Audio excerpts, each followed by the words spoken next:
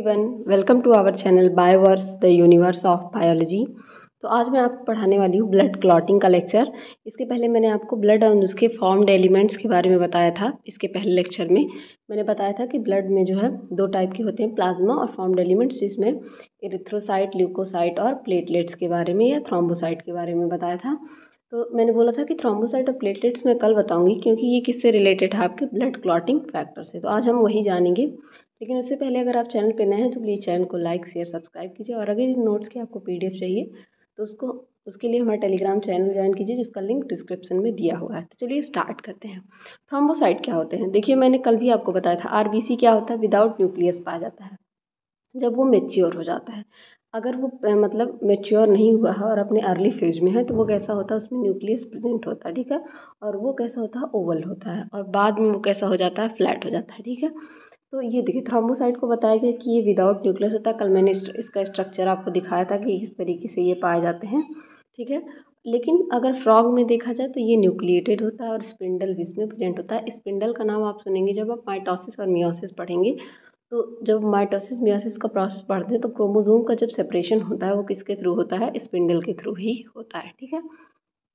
ये नंबर में 3 लाख से पर क्यूबिक mm होते हैं। 1 क्यूबिक mm में ये 3 लाख पाए जाते हैं। तो आपको देखिए, कभी कभी बहुत सारे लोगों में प्लेटलेट्स घट जाता, बोलते हैं कि प्लेटलेट्स आपका घट गया। तो अगर वो 3 लाख से कम होने लगे, इसका जो है अमाउंट जो है वो 1 लाख से फिर आपका 2 या 3 लाख तक होता है, ठीक है। 3 लाख, 3.5 लाख तक। तो अगर आपका अमाउंट जो है 70,000 80,000 पे आ जाए तो बोलते हैं कि आपका जो है क्या हो गया है, प्लेटलेट्स घट गया है। जिसके लिए आपको बहुत सारे फ्रूट सजेस्ट किए जाते हैं, दवा सजेस्ट की जाती है। और प्लेटलेट्स का घटना बहुत बेकार चीज़ है।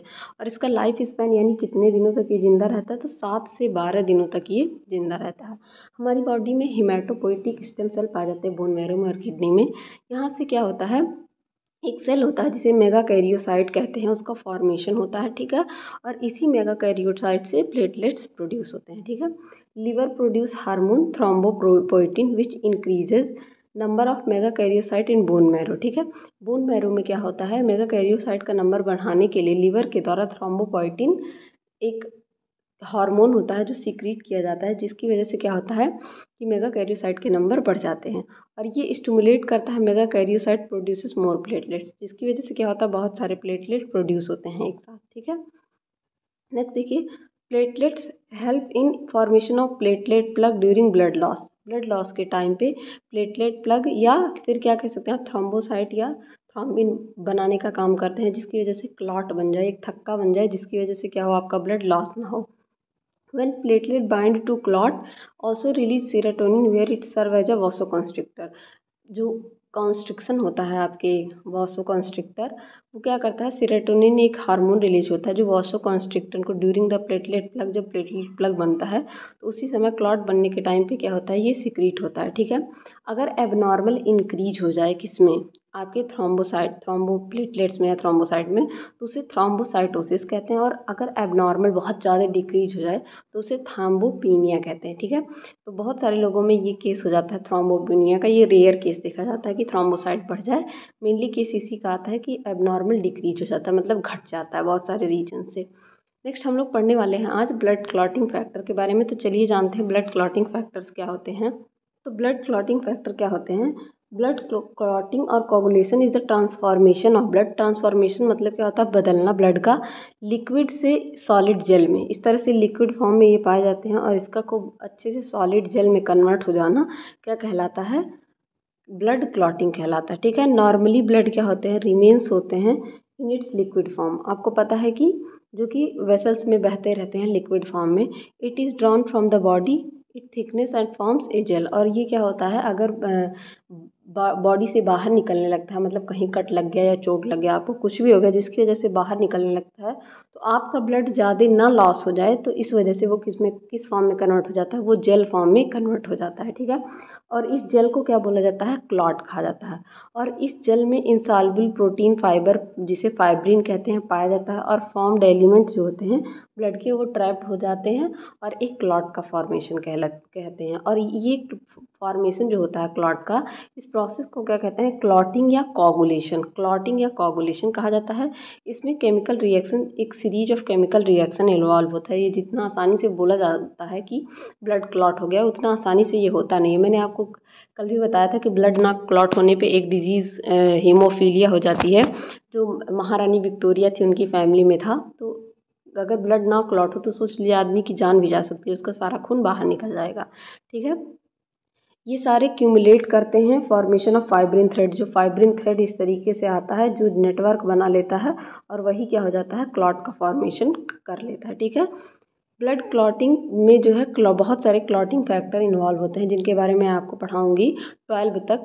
रोमन नंबर से इनको 1 से लेके 12 तक ये क्लॉटिंग फैक्टर होते हैं, इनको रोमन नंबर से डिनोट किया जाता है और इनके नाम भी होते हैं, ये हेल्प करते हैं। ठीक है, these factor include calcium ion include करते हैं सेवरल इनएक्टिव एंजाइम, जैसे कि hepatocyte, liver cell release in the blood stream में आपके ब्लड में डायरेक्ट रिलीज कर दिए जाते हैं। और बहुत सारे मॉलिक्यूल जैसे with platelets release by damage tissue के फॉर्म में क्या होते हैं, रिलीज हो जाते हैं और वहाँ पे जाके जम जाते हैं। ठीक है, the fundamental reaction in the clotting of blood is conversion of soluble plasma protein fibrinogen into soluble fibrin.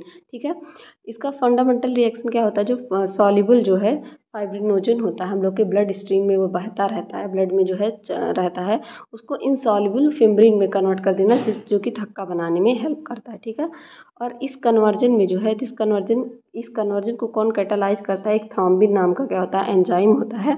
जहाँ पे इंजरी होती है वहाँ पे वो थ्रोम्बिन नाम का एंजाइम सिक्रीट होने लगता है, जो आपके ब्लड को क्या करता है, फ्लो होने से रोकता है, कैसे, क्लॉट बना के। ठीक है, प्रोथ्रोम्बिनेज जो है कन्वर्ट करता है प्रोथ्रोम्बिन को थ्रोम्बिन एंजाइम में। एक प्रोथ्रोम्बिन जो है, प्रोथ्रोम्बिनेज एक होता है एंजाइम जो किस प्रोथ्रोम्बिन को किस में कन्वर्ट करता है, थ्रोम्बिन एंजाइम में। ठीक है, अब हम लोग पढ़ेंगे इसके क्लॉटिंग फैक्टर के बारे में। ठीक है, ये क्लॉटिंग फैक्टर दो टाइप के होते हैं, या तो ये एक्सट्रिंसिक पाथवे के थ्रू चलेंगे या तो ये इंट्रिंसिक पाथवे के थ्रू चलेंगे। ठीक है, एक्सट्रिंसिक इंट्रिंसिक पाथवे पढ़ने से पहले हम लोग पहले देखते हैं ये फैक्टर कैसे काम करते हैं। से छोटे में बताया है कि क्लॉटिंग जो होता है, जिसमें कैल्शियम आयन और सेवरल इनएक्टिव एंजाइम जो होता है सिंथेसाइज करते हैं ब्लड स्ट्रीम में। क्लॉट कैसे होता है, conversion of soluble plasma protein को फाइब्रिनोजन में प्रोथ्रोम्बिनेज यूज होता है और ये थ्रोम्बिन एंजाइम में कन्वर्ट कर देता है। अब आप ये देखिए, ये दो पाथवे हैं। ठीक है, इसमें ये 12 एंजाइम इन्वॉल्व होते हैं। इन 12 एंजाइम के नेम आप सबसे पहले जान लीजिए। ठीक है, ये इसका सोर्स, ये कहाँ से इन्वॉल्व होता है ब्लड क्लॉटिंग फैक्टर, और इसके सोर्स क्या क्या हैं। ठीक है, तो सबसे पहले फैक्टर 1, ये लीवर इसका सोर्स है और इसे फिब्रिनोजन बोला जाता है। ठीक है, फैक्टर सेकंड, जिसे लीवर इसका सोर्स है और इसे प्रोथ्रोम्बिन बोला जाता है। थर्ड फैक्टर डैमेज टिश्यू या प्लेटलेट, जिसका टिश्यू थ्रोम्बोप्लास्टिन होता है नाम। कैल्शियम फिफ्थ फैक्टर है, फोर्थ फैक्टर आपका बोन्स एंड डाइड प्लेटलेट्स, इसके सोर्स होते हैं कैल्शियम आयन। ठीक है, फिफ्थ प्लेटलेट्स देखिए क्या है, लीवर और प्लेटलेट्स इसके सोर्स हैं और इसे प्रोसिल्यून या लेबाइल फैक्टर बोला जाता है। ठीक है, फैक्टर सेवन्थ में लीवर इसका सोर्स है और इसे प्रोकन्वर्टिन या स्टेबल फैक्टर बोला जाता है। एट्थ को लीवर इसका सोर्स है, इसे एंटी हीमोफिलिक फैक्टर या AHF फैक्टर भी बोला जाता है। ठीक है, उसी तरीके से आप देखिए आगे, फैक्टर नंबर 9, इसे लीवर या क्रिस्टमस फैक्टर और प्लाज्मो प्रोथ्रोम्बिन या एंटी हीमोफिलिक फैक्टर C बोला जाता है, इसे AMF-C भी बोला जाता है। क्लास 10 जो है, ये लीवर इसका सोर्स होता है, ये स्टुअर्ट फैक्टर से बोला जाता है, या पावर फैक्टर या थ्रोम्बोकाइनेज फैक्टर बोला जाता है, थ्रोम्बोकाइनेज फैक्टर बोला जाता है। ये देखिए, ये 11th नंबर को लीवर, ठीक है, प्लाज्मा थ्रोम्बोप्लास्टिन या एंटीसीडेंट और एंटी हीमोफिलिक फैक्टर D बोला जाता है, इसे AMF-D सॉरी। और ये देखिए, ये फैक्टर नंबर 11 जिसे लीवर बोला जाता है, जिसे हैज़मैन फैक्टर, ग्लास फैक्टर या कॉन्टैक्ट फैक्टर या एंटी हीमोफिलिक फैक्टर D बोला जाता है। लास्ट 13 नंबर, इसका ज़्यादा यूज़ नहीं होता है, इसे लीवर प्लेटलेट्स इसका सोर्स होता है, इसे फिब्रिन या स्टेबलाइजिंग फैक्टर या लैकी लॉरेंज फैक्टर भी बोला जाता है, इनके डिस्कवरर के नाम पे। अब इन फैक्टर का यूज कैसे होता है, कैसे ये काम करते हैं, इसके बारे में। ठीक है, अब देखिए, ये पाथवे दो तरीके से चलता है, एक intrinsic pathway, extrinsic pathway.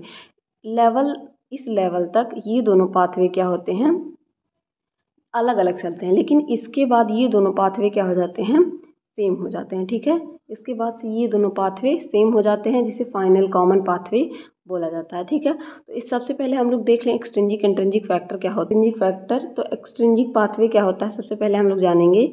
Extrinsic pathway क्या होता है, ठीक है। एक्सट्रिंजिक पाथवे, इसमें क्या होता है, blood clotting is shorter pathway and occurs rapidly. इसमें ब्लड क्लॉटिंग बहुत शॉर्टर पाथवे में चलता है और बहुत तेज़ी से होता है। ठीक है, because it's named because a tissue protein called tissue factor also known as a tissue thromboplastin और factor 13 leaks into the blood from cell outside. Cell के आउटसाइड से ब्लड सेलेट में एक्सट्रिंजिक टू भी बोला जाता है, इसी वजह से ब्लड वेसल में कि आउटसाइड से होता है। ठीक है, और in the presence of calcium thromboplastin begin to sequence of reaction that ultimately activate clotting factor 10। ठीक है, जो है क्लॉटिंग फैक्टर को 10 को एक्टिवेट कर देगा और ये शुरू हो जाएगा जब बाहर से कोई चीज़। एक्सट्रिंजिक का मतलब होता है बाहर, ठीक, जब बाहर से एक्टिवेट हो, और ये शॉर्टर पाथवे होता है, बहुत जल्दी होता है।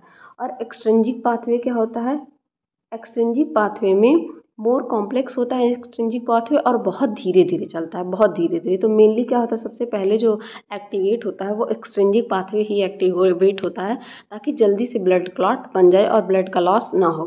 The intrinsic pathway is named because its activator either direct contact with blood और contained within to the blood. या तो ये direct contact of the blood से हो जाएगा या विद इन, उसके अंदर जो है वो ब्लड की शुरू होगा। ठीक है, outside tissue damage is not needed. इसमें क्या है, बाहर जो डैमेज होता है, जैसे हाथ का कटवट जाना, इसकी ज़रूरत नहीं होती है, ये अंदर ही होने लगता है। ठीक है, if endothelial tissue becomes cell become damaged, blood can come in contact with collagen fibre in the connective tissue around the endothelium of the blood vessel. अगर एंडोथीलियल सेल आप ब्लड वेसल की क्या हो जाए, डैमेज हो जाए, तो क्या करता है, ये कनेक्टिव टिश्यू को अराउंड करता है और ब्लड वेसल के किनारे क्या बना लेता है, क्लॉट बना लेता है। Contact with collagen fibre activate clotting factor 12 को, ये क्लॉटिंग फैक्टर 12 को एक्टिवेट करेगा which begin sequence of reaction, और ये इवेंचुअली क्या करेगा, क्लॉटिंग नंबर फैक्टर नंबर 10 को एक्टिवेट कर देगा। तो दोनों जगह देखिए एक चीज़ कॉमन है कि दोनों जगह अल्टीमेटली क्या हो रहा है, क्लॉटिंग फैक्टर नंबर 10 को ही एक्टिवेट किया जा रहा है। उसके बाद सारे प्रोसेस क्या हो जाते हैं, सेम हो जाते हैं। अब आप यहाँ पे देखिए इस तरीके से ये प्रोसेस चलेगा। ठीक है, ये देखिए, अगर इंट्रिंजिक पाथवे है तो मतलब अगर डैमेज हो जा रहा है ब्लड का सरफेस ऑफ ब्लड वेसल, अगर ब्लड का सरफेस डैमेज हो जा रहा है अंदर की तरफ। ठीक है, इंट्रिंजिक, इंट्रिंजिक का मतलब होता है अंदर, एक्सट्रिंजिक का मतलब होता है बाहर, और बाहर का मतलब है, इंट्रिंजिक का मतलब है अगर इंजरी क्या हो रही है, बाहर से हो रही है। तो जब डैमेज इंट्रिंजिक पाथवे होता है तो इसमें सबसे पहला फैक्टर एक्टिवेट होता है, फैक्टर नंबर 12, जो फैक्टर नंबर 12 ए को एक्टिवेट करता है। फिर ये एक्टिवेट करता है फैक्टर नंबर 11 को, जो फैक्टर नंबर सेकेंड ए को एक्टिवेट करता है। फिर ये एक्टिवेट करता है फैक्टर नंबर किसको, फोर्थ को, जो जो किसको फैक्टर नंबर 9th को, जो 9th ए को एक्टिवेट करता है। ठीक है, फिर यहाँ पे देखिए ये फैक्टर 8 ए को एक्टिवेट करेगा, फिर ये फैक्टर 10 को, फिर 10 ए को। ठीक है, लेकिन अगर इंजरी कैसे, एक्सट्रिंजिक पाथवे इंजरी बाहर हुई है, बाहर कहीं कट लगा, तो क्या होगा, सबसे पहले फैक्टर 7th ए एक्टिवेट होगा। ये फैक्टर 7th एक्टिवेट हो जाएगा, फैक्टर 7th ए को एक्टिवेट करेगा, और ये इवेंचुअली किसको एक्टिवेट करेगा, फैक्टर नंबर 10 को। तो ये देखिए ये कितना शॉर्ट प्रोसेस और कितना जल्दी से हो जा रहा है। इसीलिए बोला गया था कि जो आपका एक्सट्रिंजिक फैक्टर होता है, पाथवे होता है, ये बहुत जल्दी एक्टिवेट हो जाता है, बहुत रैपिड होता है, जबकि ये वाला फैक्टर जो अगर इंट्रिंजिक चोट लगी है ब्लड वेसल्स वगैरह में, तो क्या होगा, वहाँ पे पाथवे बहुत धीरे धीरे चलता है। ठीक है, इसी वजह से इंटरनल ब्लीडिंग अगर सब लोग कहते हैं कि हो जाता है, तो वो बहुत ज़्यादा आपके लिए क्या होता है, डेंजरस होता है। जबकि एक्सटर्नल ब्लीडिंग का पाथवे बहुत तेज़ी से होता है। अगर आपको कट वट लग गया है कहीं, तो वो बहुत तेज़ी से रिकवर कर लेता है, क्लॉट बन जाता है, ज़्यादा ब्लड नहीं निकलने पाता है। ठीक है, अब दोनों में फिर कॉमन पाथवे चलेगा। अब फैक्टर नंबर 10 तो दोनों में एक्टिवेट हो गया, आपने देखा यहाँ पे। ठीक है, फैक्टर नंबर 10 एक्टिवेट हो गया। अब ये किसको एक्टिवेट करता है, 5A को।